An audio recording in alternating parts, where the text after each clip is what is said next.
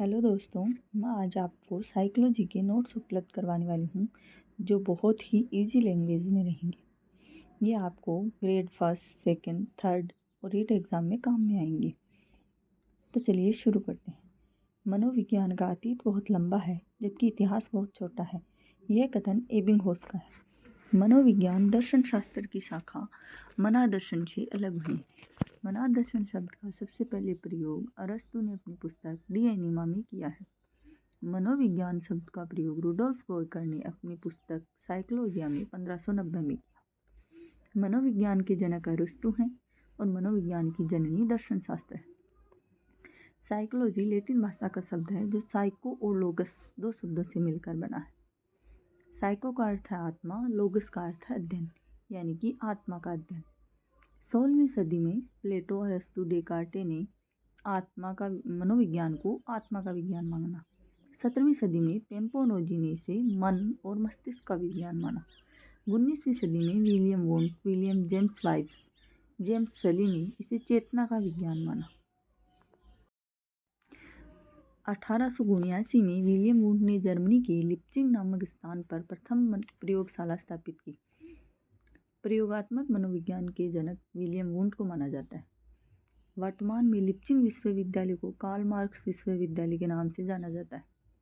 William McDougall ने अपनी पुस्तक आउटलाइन साइकोलॉजी में चेतना शब्द की कड़ी निंदा की। 20वीं सदी में मनोविज्ञान को व्यवहार का विज्ञान माना और ये वाटसन ने माना। व्यवहारवाद के जनक वाटसन।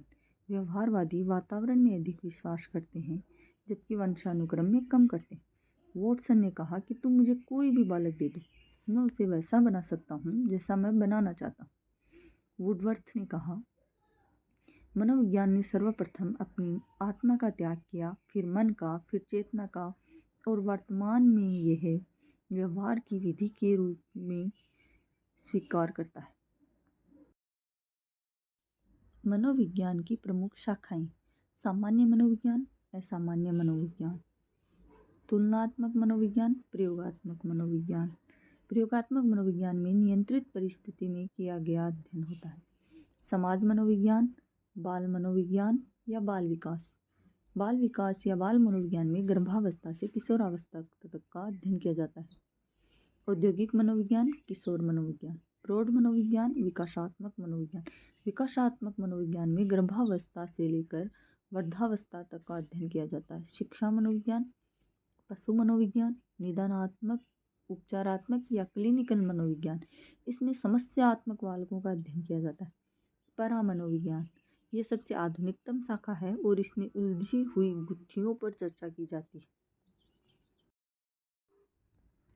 प्रथम शैक्षिक मनोवैज्ञानिक थॉर्नडाइक को माना गया। शिक्षा में मनोवैज्ञानिक दृष्टिकोण का सूत्रपात रूसो ने किया है।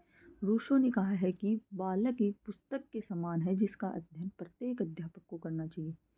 शिक्षा मनोविज्ञान की परिभाषा: क्रो एंड क्रो ने कहा है, शिक्षा मनोविज्ञान व्यक्ति के जन्म से लेकर वृद्धावस्था तक सीखने के अनुभवों का वर्णन एवं व्याख्या करता है।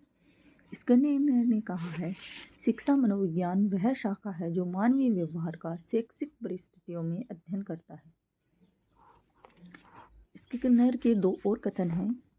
शिक्षा मनोविज्ञान सीखने व सिखाने की प्रक्रिया का भी अध्ययन करता है। शिक्षा मनोविज्ञान शिक्षकों की तैयारी की आधारशिला है। पील के अनुसार शिक्षा मनोविज्ञान शिक्षा का विज्ञान है। जेम्स ड्रोवर के अनुसार शिक्षा मनोविज्ञान की वह शाखा है जो शिक्षा में मनोवैज्ञानिक सिद्धांतों और खोजों के प्रयोगों के साथ ही शिक्षा मनोविज्ञान की प्रकृति, इसकी वैज्ञानिक प्रकृति है। शिक्षा मनोविज्ञान व्यवहार का अध्ययन करता है जिसका निरीक्षण किया जा सकता है। शिक्षा मनोविज्ञान एक अनुप्रयुक्त व्यवहारिक विज्ञान है, यानी कि अप्लाइड बिहेवियर साइंस, जो कि मानव व्यवहार का शैक्षिक परिस्थितियों में अध्ययन करता है। शिक्षा मनोविज्ञान सीखने के अनुभवों का वर्णन एवं व्याख्या करता है।